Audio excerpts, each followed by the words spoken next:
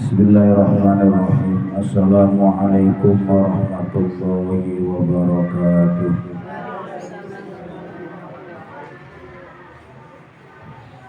Bismillahirrahmanirrahim. Alhamdulillahi rabbil alamin. Allahumma salli wa sallim wa barik ala sayyidina Muhammadin wa ala alihi wa ashabihi ajma'in, amma ba'du. Ila hadratin Nabil Mustafa Sayyidina Muhammadin sallallahu alaihi wasallam wa ala alihi wa ashabihi wa dhurriyyatihi, summa ila hadratin mu'allifatul kitab Syekh Jainuddin bin Abdul Aziz bin Jainuddin Al-Malibari, summa ila hadratin Syekhina al-Kiram al-Maqrum Mafurlah Aki Juhari Jawi Rabbi Ruhina Aki Haji Ahmad Sadiq Juhari, summa ila hadratin abana wa ummahatina radhiyallahu anhum wa ghafarallahu anhum lahumul Fatiha. A'udzu billahi minasy syaithanir rajim. Bismillahirrahmanirrahim. Alhamdulillahirabbil alamin. Amin. Bismillahirrahmanirrahim. Ibu-ibu jemaah pengajian yang dirahmati Allah, alhamdulillah kita bisa berkumpul kembali dalam rangka mudzakkaratul ilmi. Tadi saya nggak yakin nyampe ya. Tadi saya ditelepon sama Jamal, itu posisi masih di kubu tambahan. Masih baru aja ini nyampe dari Singaraja, pembuatan paspor, membuat paspor. Nyampe langsung sholat maghrib, buka kitab sejenak, baru berangkat. Alhamdulillah, saya tadi ditelepon, insya Allah nyampe, mudah-mudahan nyampe gitu. Andai kata maghrib masih ada diculik, ya tak telepon lagi Jamal gitu. Bismillahirrahmanirrahim. Alhamdulillah bisa istiqomah nyampe di sini pas, jadi kita masih bisa rutinitas pengajian kita. Bismillahirrahmanirrahim. Qala mu'allif rahimahullah wa nafa'ana bihi wa bi'ulumi fid dharain, amin ya rabbal alamin. Bismillahirrahmanirrahim. Wa furudu, fardunya wudu, niyatu, fardunya wudu, niyatu adail fardil wudu. Pertama kali adalah niat melakukan fardunya wudu.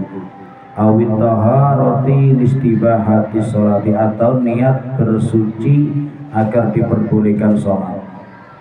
Kapan niatnya itu? Inda awali ghusli juz'in, ketika awal basuh anggota minal wajihi, dari wajah. Jadi ibu kalau niat wudu itu diucapkan di dalam hati ketika membasuh wajah yang pertama kali, ya. Ambil air, membasuh, ketika air tangan sudah nempel di muka, dalam hati kita niat, saya niat melakukan wudhu. Nah, niatnya yang pendek aja boleh, saya niat wudhu, itu udah boleh, tidak apa-apa. Boleh saja saya niat wudhu menghilangkan hadas kecil karena Allah Ta'ala, boleh. Atau saya niat berwudhu, saya niat bersuci agar diperbolehkan sholat, tidak apa-apa. Tapi yang paling enak, saya niat berwudu, itu dalam hati, ya, bukan mulutnya, dalam hati. Adapun membaca niat nawaitul wudu alirofil, itu dibaca sebelum wudu, itu cuma mengingatkan aja, itu hukumnya sunnah.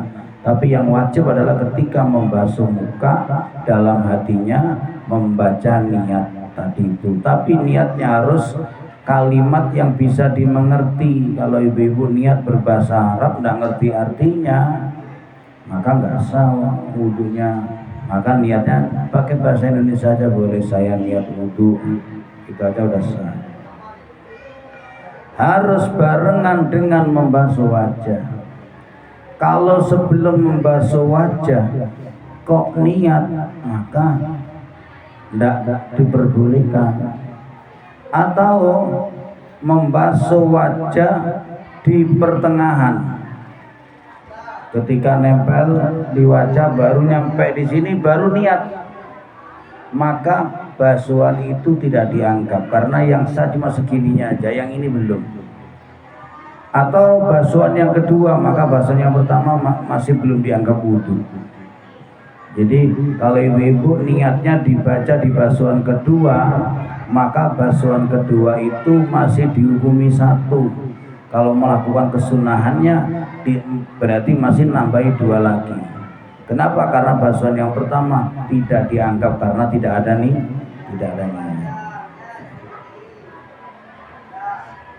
Wa ghuslul wajhi, membasuh wajah. Udah paham Bu ya, wajah. Wal yadaini, membasuh kedua tangan, ma'al firqauni, ma'al mirfaqaini, hingga siku-siku. Jadi basuhannya tangannya itu semua tangan ini harus dibasuh sampai siku-siku. Kalau orang nggak punya tangan, ini kan penting Bu ya. Ada orang tangannya putung. Putungnya seberapa? Kalau putungnya segini maka ini yang wajib. Kalau putungnya sampai ke sini, siku-sikunya aja nggak ada, gimana? Maka cukup yang pucukannya ini aja dibasuh. Yang penting kena basuh sebagai isyarat membasuh tangan. Wa masghubatir rasi, mengusap sebagian kepala, sudah diterangkan waktu itu. Wa ghuslur rijlaini, membasuh kedua kaki ma'al ka'baini, hingga mata kaki. Wa tartibu, berurutan. Berurutan ini yang penting ini. Ya, tadi itu saya sampaikan, kalau orang nggak punya tangan maka tetap seberapa tangan yang ada itu dibasuh. Kalau udah potong bersih segini maka ya yang pujukan gini yang dibasuh, untuk menjaga tertib urutan wudhu itu. Jadi kalau nggak dibasuh ini maka dianggap dia meloncati dari wajah langsung ke kepala, berarti nggak tertib, nggak berurutan. Far'un, ada sebuah cabang. Lau syakka fi tadhiri adwin qoblal faraghi minal wudu'i, jika orang yang berwudu itu ragu-ragu di dalam kesucian anggotanya, maksudnya ragu-ragu sudah pas enggak wudunya, sudah kebasuh enggak, wajah, tangan, kakinya itu sudah kebasuh enggak. Kalau ragunya sebelum selesai wudu, qoblal faraghi, sebelum selesai wudu muncul keraguan-raguan itu, toharahu, maka harus disucikan kembali. Kalau misalnya sudah basuh kaki, kok lah tadi saya wajah ini sudah saya basuh apa enggak, maka ulangi lagi wudunya. Ya, kalau ragu-ragunya di tengah-tengah wudu. Wama ba'dahu, tapi kalau ragunya setelah wudu sudah selesai, ragu-ragu tadi tangan saya sudah sempurna enggak basuhnya, ini kok ragu-ragu sudah selesai wudu, au ba'dal faraghi lam yuksar, maka tidak dianggap. Jadi kalau ragu-ragunya muncul sudah selesai berwudu, maka wudunya dianggap sah, tidak usah diulangi lagi. Tapi kalau ragu-ragunya itu di tengah-tengah wudu, maka harus diulangi kembali, harus disempurnakan yang kurang itu. Ya. Kalau mau ngulang wudunya berarti niat lagi. Tapi kalau menyempurnakan yang kurang saja tidak perlu niat lagi. Misalnya ragu di tangan nih, tangan saya tadi gimana ya, kayaknya ada yang belum kebasuh, maka diulangi tangannya aja, kemudian lanjut seperti itu. Ini gini Bu, kalau keraguannya ini saya terangkan, ini agak perlu penjelasan. Kalau ragunya di tangan, ragunya itu saat basuh tangan, maka harus diulangi basuhan tangannya, ya, harus diulangi basuhan tangannya. Tapi kalau ragunya itu sudah selesai basuh tangan, ini tadi saya cabut keterangannya tadi. Misalnya waktu basuh kaki, ragu di tangan, maka nggak perlu diulangi lagi. Kalau ragu loh ya. Tapi kalau yakin belum sempurna, ya harus diulangi lagi wudunya. Gitu. Jadi tadi yang wajib diulangi ketika basuh tangan, pas basuh tangan, kemudian ada keraguan, ini tangan saya sudah sempurna nggak kok kayak ada kotorannya, maka harus diselesaikan, harus diulangi lagi basuhan tangan tanpa niat lagi. Tapi kalau keraguannya itu selesai membasuh tangan, sudah waktunya basuh kaki, ragu di basuhan tangan, maka tidak perlu diulangi lagi wudunya. Apalagi sudah selesai wudu. Itu ragu ya. Ragu sama yakin beda. Ragu itu kayak. Tapi kalau yakin wudunya nggak sempurna, yakin tadi tangannya ada yang nggak kebasuh, maka wudunya itu harus diulangi kembali. Walaupun sudah selesai wudu, misalnya ibu selesai wudu, kok ditemu di tangannya ada cat, berarti wudu saya tadi nggak sah, airnya nggak masuk, wajib diulangi lagi wudunya. Walaupun sudah selesai wudu. Kenapa? Karena yakin catnya ini kena sebelum wudu. Misalnya sebelum wudu ngecat, terus selesai wudu kok ada cat di tangannya, dan cat ini menghalangi air, maka pasti cat itu terkena sebelum wudu, maka wajib ulangi wudunya. Kalau udah selesai sholat gimana? Udah selesai sholat baru ketemu, sholatnya berarti harus diulang, karena dia sholat tanpa wudu harus diulang. Nah itu Bu ya. Ini kalau itu namanya yakin. Tapi kalau ragu-ragu ini tadi kayaknya saya basuhannya sempurna enggak ya? Kayaknya tadi basuh enggak saya tangan tadi, ragu-ragu. Kalau ragu-ragu, kalau sudah selesai wudunya atau selesai melakukan yang diragukan itu, maka enggak perlu diulangi lagi. Tapi andai kata mengulangi lagi biar tenang hatinya, tidak apa-apa. Apalagi kita ini airnya melimpah kita, tidak apa-apa ngulangi lagi biar tenang perasaan. Wa sunanuhu, ini sunah-sunahnya wudu, ini yang membawa kesempurnaan wudu. Sunahnya wudu at-tasmiyatu, membaca bismillah. Ini sebelum wudu membaca bismillah. Kipasnya tak matiin aja Bu ya. Dinginan ya. Bu Haji bisa mencet yang paling bawah Bu Haji. Ya. Iya. Bisa Bu Haji. Qala Rasulullah sallallahu alaihi wasallam, Rasulullah bersabda, la sholata liman la wudu'alah wa la wudu'a liman lam yadhkurismallah alaihi. Tidaklah dianggap sholatnya seseorang yang tidak punya wudu. Jadi orang sholat tidak punya wudu, sholatnya tidak sah. Wala wudu'a, ini kalimatnya sama-sama pakai la tapi maknanya beda. Kalau yang pertama la sholat, tidak sah sholatnya orang yang nggak punya wudu. Wala wudu'a, dan tidak sempurna wudunya seseorang, bukan tidak sah, tidak sempurna wudunya seseorang yang tidak menyebut namanya Allah atau yang tidak membaca bismillah. Jadi ini dalil kesunahan baca bismillah. Jadi sebelum mencuci tangan, ya pokoknya mau melakukan wudhu baik sunah-sunahnya, kita awali dengan bacaan Bismillahirrahmanirrahim. Rawahu Ahmad wa Abu Dawud. Hadis ini diriwayatkan oleh Imam Ahmad dan Imam Abu Dawud. Summa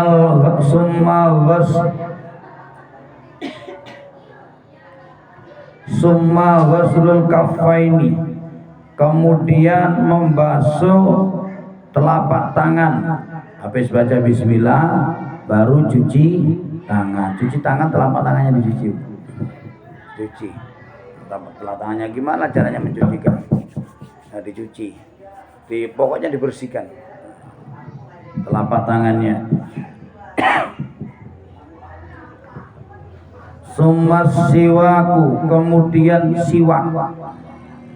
Siwakan ibu-ibu bikuli khosnin, dengan apa saja yang bisa pakai bersihkan gigi. Kalau ini dipakai kayu arok. Tapi kalau ibu-ibu tidak punya kayu arok, ya pakai, kalau kita malah saat ini lebih enak pakai odol, pakai sikat, pakai odol. Ini intinya pokoknya gosok gigi. Tapi kalau mau menjalankan sunnah sekali, ya pakai siwak, pakai kayu siwak, kayu arok itu. Jadi habis cuci tangan baru siwakan. Illa lisaimin ba'da zawali, kecuali orang yang berpuasa setelah tergelincirnya matahari atau lewat dhuhur, ini tidak dianjurkan siwakan. Gosok gigi itu enggak dianjurkan. Nah, kenapa orang itu banyak menganggap tidak disunahkannya gosok gigi, takut airnya masuk, kan itu ya. Itu alasan yang enggak benar ya. Karena kalau takut airnya masuk, tidak nunggu zuhur, dari awal puasa itu sudah dikhawatirkan airnya masuk, karena puasa itu dari pagi.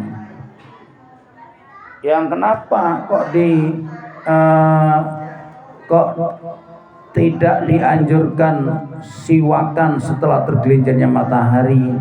Karena Rasulullah berkata, bau mulutnya orang yang berpuasa ini akan menjadi harum-haruman surga. Maka bau mulut orang yang berpuasa mulai bau kalau sudah lewat dhuhur, maka dibersihkannya ini makruh karena dianggap menghilangkan bau-baunya surga. Tetapi Imam Nawawi memilih tidak dimakruhkan, boleh-boleh saja. Lebih-lebih mulutnya sudah bau sekali, kemudian mau bertemu dengan orang banyak misalnya, maka tetap dianjurkan, disunahkan gosok gigi. Kalau saya biasa aja bu, gosok gigi. Saya milih yang itu, pendapat yang memperbolehkan gosok gigi biasa aja. Yang penting gosok giginya harus hati-hati. Tidak boleh sembrono. Puasa itu mulai dari pagi boleh gosok gigi sampai menjelang maghrib boleh, tapi hati-hati, pelan-pelan gosok giginya. Mau puasa uang ya jangan. Kalau gitu itu bisa membatalkan puasa. Kalau nggak hati-hati kemudian airnya masuk, batal puasanya ya. Kalau sudah hati-hati kok tetap masuk airnya, nggak apa-apa kalau sudah hati-hati. Tapi kalau nggak hati-hati airnya masuk, batal puasanya.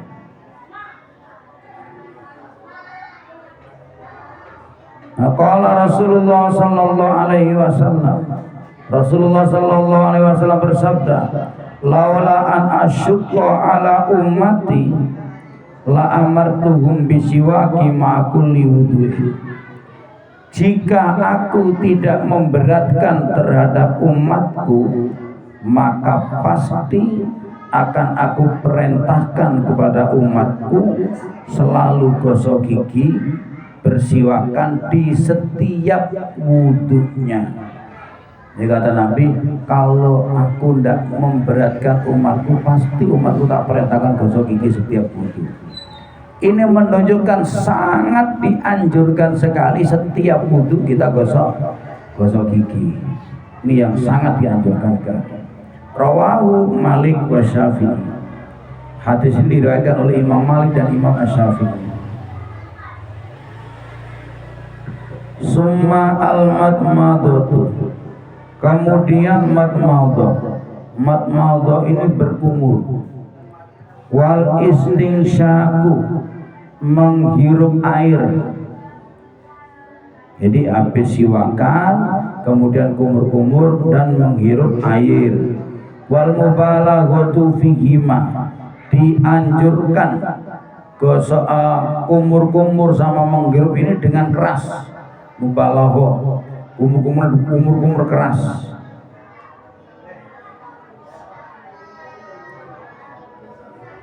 Li muftirin, bagi orang yang tidak puasa.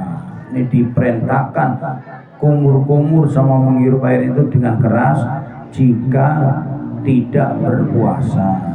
Kalau berpuasa nggak boleh, biasa-biasa aja, sekedar aja gitu. Tapi kalau nggak puasa ini keras.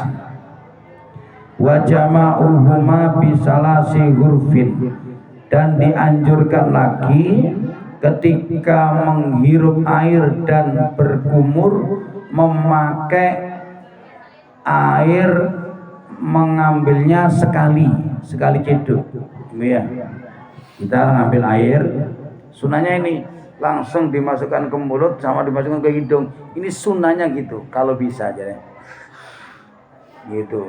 Keluarkan airnya yang di hidung dulu, baru yang di mulut dikumur-kumur. Ini sunnahnya 3 kali, kumur-kumurnya 3 kali. Ini kalau bisa. Kalau nggak bisa ya kumur-kumur dulu, kemudian menghirup air melalui hidungnya.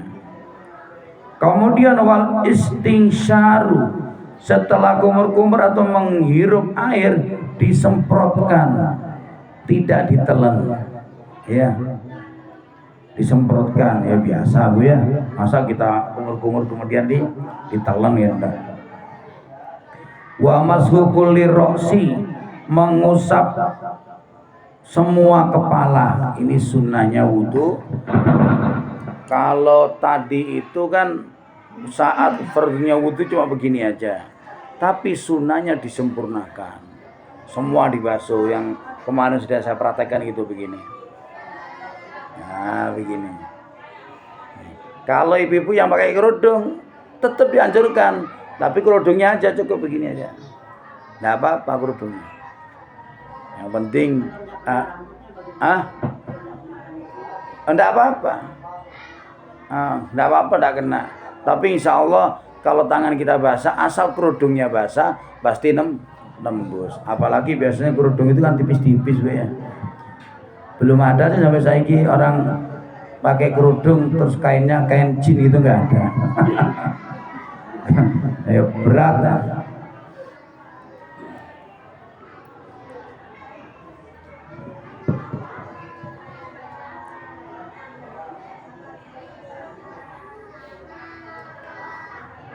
Wal udhunaini zahiran wa batinan, disunahkan lagi mengusap kedua telinga, luar dan dalam. Ini dalamnya, ini luarnya, digosok semuanya. Dengan praktek yang kemarin itu begini Bu, ini masuk, yang ini di luar. Yang jari telunjuknya dijalankan, kemudian jempolnya dijalankan seperti ini. Gimana lah, kalau ibu punya cara, tidak apa-apa, yang penting luar dalam keusap semuanya. Wa tahlilu sya'ri kasifi minal lihiyati, dan sunnah lagi menyela-nyelai rambut jenggot yang tebal. Nah, kalau yang punya jenggot Bu ya, ini sunnah Bu, ini sunnah, ini disela-selai. Wa asabi'il yadaini bitasbik, dan menyela-nyelani jari bitasbik. Tasbik itu begini. Ini ya. Nah, ini kalau orang Jawa namanya ngapurancang. Orang Bali apa namanya nih Bu? Tidak ada namanya. Ini begini. Ini sunnah dilakukan pertama kali sebelum wudu itu ya, digosok terus diginikan. Ini sunnah. Kemudian rawahu mana warijlaini, dan juga menyela-nyelai jari-jari kaki, jari tangan diselai, jari kaki juga disela-selai. Min asfali bi khonsiri yadi al yusra, yang disela-selai kakinya ini dari apa namanya,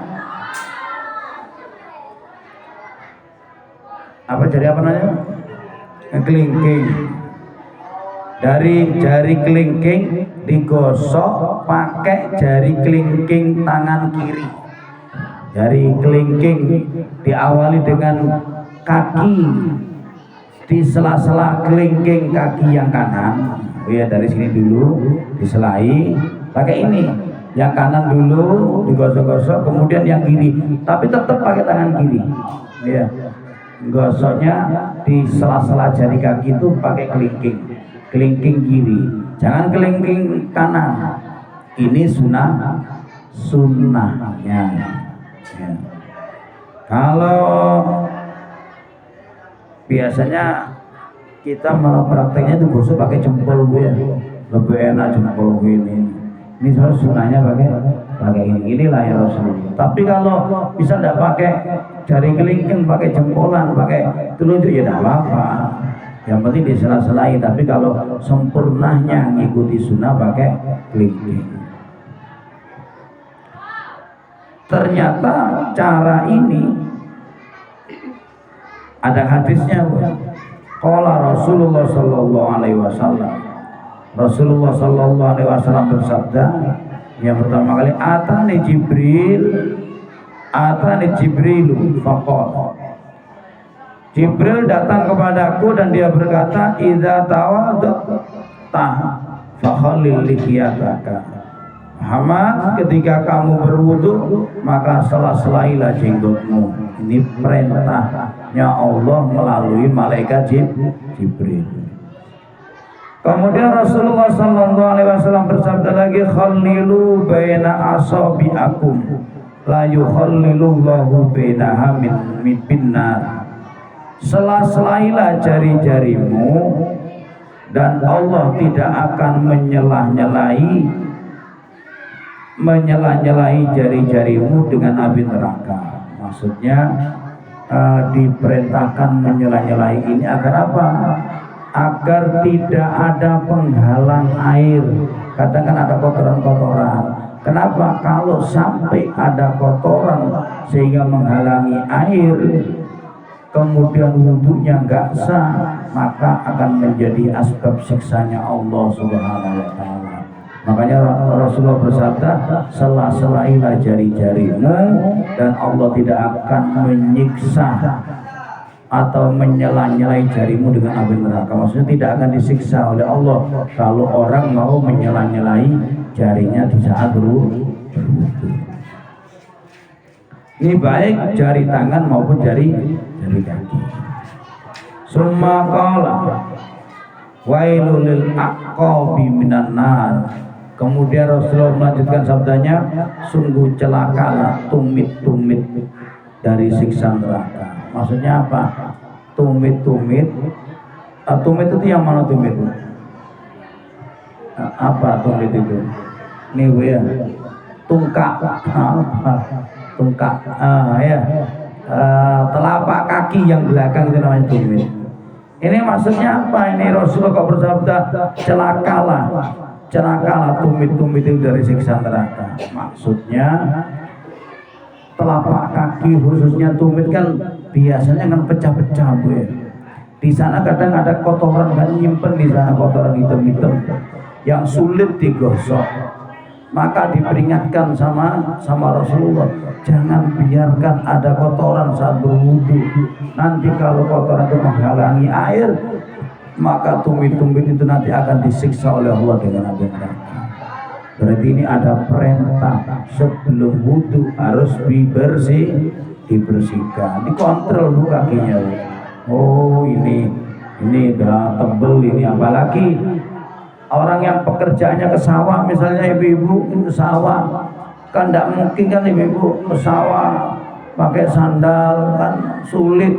Biar pakai sandal juga tetap kotor, harus digosok, harus dibersihkan. Saya waktu tinggal di rumah mertua kan petani di gunung, di kebun-kebun, Jadi setiap mandi itu selalu digosok pakai sikat baju yang sudah kasar itu.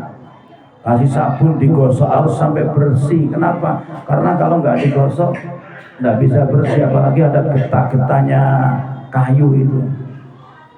Sampai kadang gosoknya kepingin bersih ya, sampai kadang gosoknya itu pakai getahnya pohon pepaya. Karena dianggap getah pohon pepaya dicampur sabun itu cepat menghilangkan getah-getahnya, khususnya kayak getah pisang seperti itu, getah pohon-pohon yang bergetah itu dibersihkan mudah pakai itu. Intinya Islam itu mengajarkan kebersihan.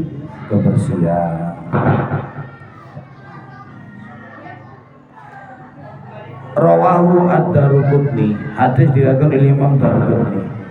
Wadalqul a'dha, dan menggosok anggota wudu, menggosok. Jadi saat wudu sunnahnya digosok. Kalau Imam Malik wajib digosok. Misalnya Bu ya, waktu wudu kan airnya ngocor misalnya, boleh saja dibasahi gini aja, tidak apa-apa. Tapi sunnahnya digosok sunnahnya. Kalau Imam Malik wajib digosok gini, air ngucur wajib digosok. Wajib digosok. Kalau Imam Syafi'i sunnah menggosok, asalkan memang tidak ada kotoran. Tapi kalau ada kotoran, wajib hukumnya digosok biar menurut Imam Syafi'i. Bukan sunnah lagi, hukumnya wajib dibersihkan.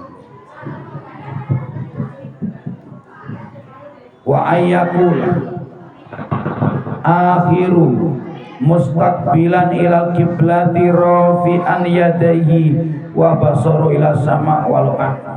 Kemudian ibu-ibu selesai wudu, ibu-ibu menghadap kiblat, kemudian tangannya diangkat, matanya dipandangkan ke langit. Walaupun orang itu orang buta, tetap dianjurkan begini. Ini ya, ini tangannya diangkat, wajahnya dipandangkan ke langit, menghadap kiblat. Ini tata caranya berdoa.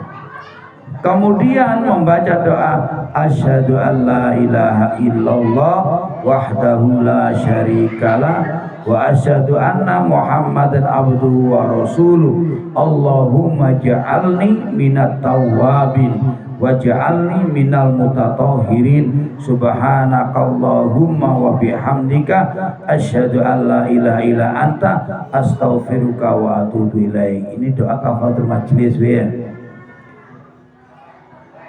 Wa sallallahu ala sayyidina Muhammadin wa ala ali sayyidina Muhammad. Dan selesai doanya.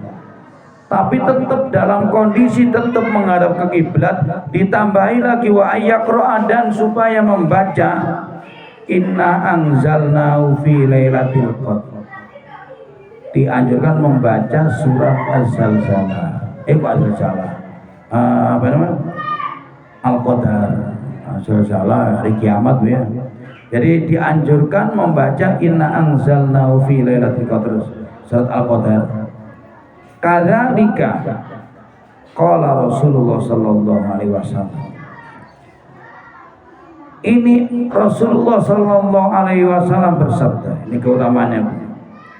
Man tawaddo'a, barang siapa yang berwudu, fa aksanal wudu'a, kemudian memperbaiki wudunya, summa rafa'a basaru ila sama, kemudian menghadapkan pandangannya ke langit, wudunya diperbaiki, semuanya sunnah-sunnahnya dikerjakan, selesai itu kemudian pandangannya dihadapkan ke langit. Summa qala, kemudian membaca doa asyhadu an la ilaha illallah wahdahu la syarikalah sampai selesai yang tadi itu. Futihat lahu samaniyata abwabil jannah yadkhulu min ayyuha syaa.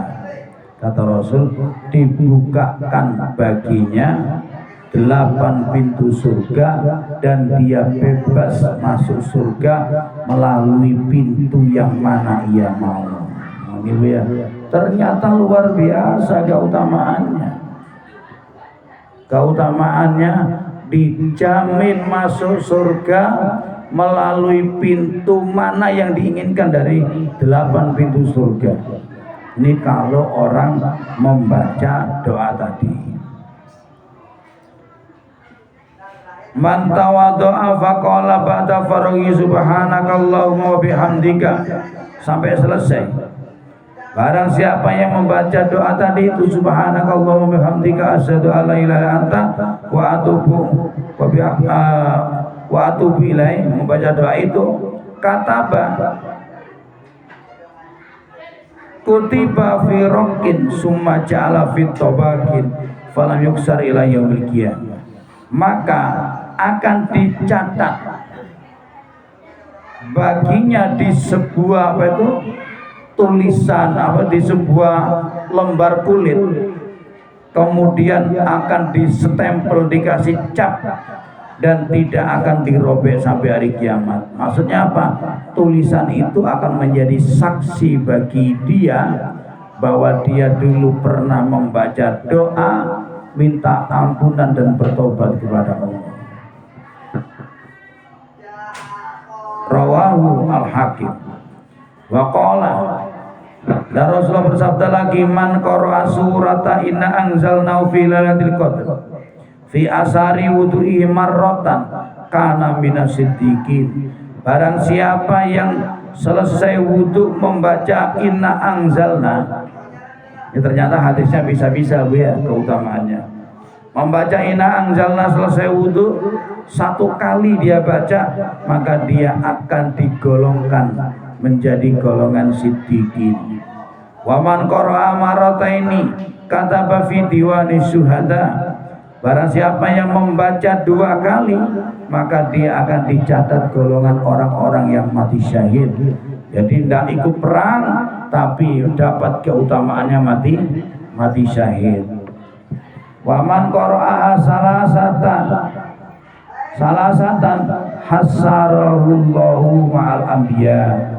Dan siapa yang membaca inna anzalna habis wudu 3 kali, maka dia nanti akan digiring oleh Allah di padang mahsyar dari kiamat bersama para nabi.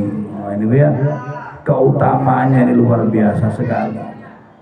Kalau 1 kali digolongkan siddiqin, 2 kali digolongkan mati syahid, 3 kali digolongkan dengan para nabi. Rawahu ad-Dailami, riwayat hadis riwayat Imam ad-Dailami. Wa taslisu kullin wa tawajjahul qiblati fi kullin. Dan disunahkan di dalam wudu semuanya basuhan itu disunahkan 3 kali semuanya, mulai dari kumur-kumur, menghirup air, kemudian cuci tangannya, kemudian basuh muka, basuh tangan, ngusap telinga, ngusap sebagian kepala, basuh kaki, semuanya disunahkan 3 kali. Dan disunahkan kalau memungkinkan wudu itu menghadap kiblat. Makanya kalau orang yang pengelola masjid yang menjaga betul kesunahan, posisi tempat wudu pasti dihadapkan di arah kiblat, menghadapnya ke arah kiblat. Kayak di masjid kita yang baru ini ya, kan posisinya menghadap kiblat itu wudunya. Bukan yang di depan masjidnya, bukan yang baru yang di bawahnya tempat putri itu. Itu kan menghadap ke sana itu. Jadi posisinya itu menghadap kiblat kalau memungkinkan. Kalau memang posisi tempat wudunya tidak mungkin menghadap kiblat, ya tidak perlu repot-repot, tidak perlu protes. Begitu. Wa qarnin niyatin bi awali sunani al mutaqaddimati ala ghusli wajhi liusabu alaiha. Dan disunahkan membarengkan niat ketika dari sunnah. Maksudnya apa? Melakukan sunnah-sunnah tadi pun dalam hatinya itu diniati melakukan sunnah-sunnah Nabi. Jadi mulai cuci tangan diniatkan ini contoh Nabi, ngikuti Nabi. Kumur-kumur, gosok gigi diniatkan ini contoh dari Nabi. Jadi niatnya melakukan sunnah Rasul.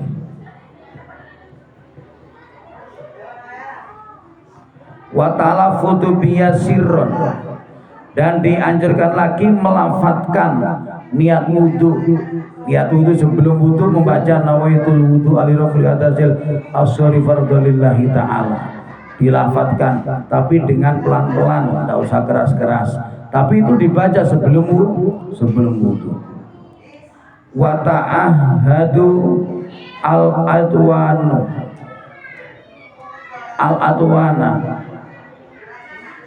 dan disunahkan memperhatikan kulit-kulit yang berkerut. Di semua basuhan dilihat kulit-kulit yang berkerut. Ini dipikirkan betul. Maksudnya itu anggota tubuh yang dimungkinkan ada air gak masuk, diperhatikan betul, dipikir betul. Hati-hatilah gitu dalam berwudu. Wa kadza al-muk wal luhat, juga yang perlu diperhatikan al-muk. Apa al-muk itu? Saluran air mata. Ini Bu, saluran air mata. Ini betul-betul jangan sampai ada kotoran. Bangun tidur kan biasa ada beleknya ini. Sebelum wudu dibersihkan dulu. Atau al-luhat, itu ekor mata ini sebelah sini. Ini sebelum wudu dibersihkan dulu. Tidak boleh langsung wudu. Nah ini ya. Inilah ajaran Islam, menjaga kebersihan. Masya Allah. Kalau kita mau ngikutin aturan agama itu sebenarnya kita akan hidup sehat. Dan membersihkannya saluran air mata ataupun di ekor mata bisa babati dengan jari telunjuk. Ya, jari telunjuk. Jangan jari yang lain. Jari telunjuk ini sunnahnya. Karena Rasulullah seperti itu. Idza lam yakun fihi maronsun, seperti itu ya. Membersihkan begini hukumnya sunnah jika tidak ada kotoran. Kalau ada kotoran wajib dibersihkan. Ya. Kalau nggak ada kotoran, nggak habis bangun tidur, tetap diginikan. Ya. Tapi kalau bangun tidur ada kotorannya, bukan sunnah lagi hukumnya, wajib hukumnya dibersihkan. Yamna'u usulil ma'i ila mahalihi wa ila fawajibun. Kalau kotoran kan pasti menghalangi air nempel ke kulit, maka hukumnya wajib. Kalau tidak ada, sunnah dibersihkan. Kalau ada, wajib dibersihkan. Wa akhadha ma'ul wajibi kaffaihi ma'an, dan dianjurkan ketika membasuh wajah itu mengambil air dengan dua telapak tangan bersamaan. Oh, maklum Bu ya, kita ini langsung maklum. Jangan satu-satu. Oh ini dan lain-lain itu Bu ya. Jadi hal sampai seperti itu diterangkan di dalam agama. Hal yang menurut kita dianggap maklum itu ternyata ada penjelasannya. Kemudian wa adamul latmihi bihi, dan tidak usah sampai napuk. Tidak boleh keras-keras gini Bu ya. Tidak boleh. Sakit Bu ya. Mukanya sendiri tapuk. Biasa aja. Begini ya, biasa aja. Jangan sampai mukul-mukul muka. Wal bada'atu fihi bi'a'lahu wa fil yadaini wa rijlaini bi'asabihi wa in sabba alaihi. Dan membasuh tempat wudu itu Bu, dianjurkan dari atas. Kalau basuh muka dari atas, jangan airnya dibawa dari bawah. Ini salah Bu ya. Dari atas terus ke bawah, dari atas ke bawah. Jangan salah ini. Salah ini. Dari atas ke bawah. Dan untuk tangan sama kaki dari jarinya. Jangan dari sini. Dari sininya. Begitu juga kakinya Bu, dari jarinya. Makanya sekarang banyak di masjid-masjid itu tempat wudu itu selalu dikasih tempat naikin kaki. Biar apa? Biar mudah jari dulu yang dibasuh, sama mudah membersihkan jari-jarinya kaki dari jarinya. Nih sunnahnya seperti itu. Ambil dikit biar pas berhentinya. Wa in soba alaihi, walaupun wudunya misalnya airnya itu orang yang bantuin nyiramin. Jadi misalnya wudhu pakai ceret, temennya yang nuangin, kita ngambil, tetap aja dilakukan seperti itu. Atau yang membutuhin orang, kebetulan mungkin kondisi sakit, orang lain yang membutuhin, tetap dianjurkan ketika buka dari atas dulu, seperti itu. Wa fi roksi bimuqaddamihi wa italul hurrati wa tahjili, dan dianjurkan, disunahkan memanjangkan basuhan tangan dan basuhan kakinya. Kalau wajibnya sampai segi suku dibasuh segini, kalau wajibnya sampai mata kaki dibasuh ke atasnya. Nah itu ya, nah, itu aja. Masih banyak keterangannya, nanti akan ada kisah-kisah tentang orang-orang yang melakukan kesunahan. Alhamdulillah ibu-ibu jamaah pengajian yang rahmati Allah, mudah-mudahan kita dapat ilmu yang bermanfaat, mudah-mudahan Allah ridha kepada kita, Allah beri majelis kita, amin Allahumma amin. Al-Fatihah.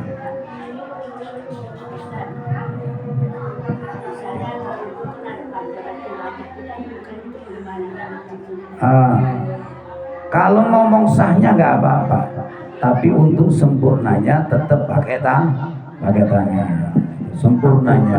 Tapi kalau ngomong sah ya sah-sah saja. Tapi kalau ingin yang sempurna, tetap walaupun di pancoran kita pakai tangan, ngambil airnya pakai tangan, tidak langsung dikocorkan di mukanya. Nah itu dah, tidak apa-apa, sah-sah saja. Tapi kalau ingin sempurnanya, ini tetap air ditadai di tangannya, kemudian disiramkan ke muka, seperti itu. Tapi kalau misalnya langsung dikocorkan, digosok, ini tidak apa-apa, sah wudunya, cuma kurang sempurna. A'udzubillahi minasyaitonir rajim. Bismillahirrahmanirrahim. Alhamdulillahirabbil alamin. Allahumma shalli ala sayyidina Muhammad alhamdulillahirabbil alamin. Allahumma yassir lana umurana umur dunya wal akhirah. Yassir lana umurana umur dunya wal akhirah. Yassir lana umurana umur dunya wal akhirah. Rabbana atina fid dunya hasanah fil akhirati hasanah wa qina adzabannar. Sallallahu alaihi wasallam Muhammadin wa ala alihi wasallam. Alhamdulillahirabbil alamin. Al-Fatihah. A'udzubillahi minasyaitonir rajim.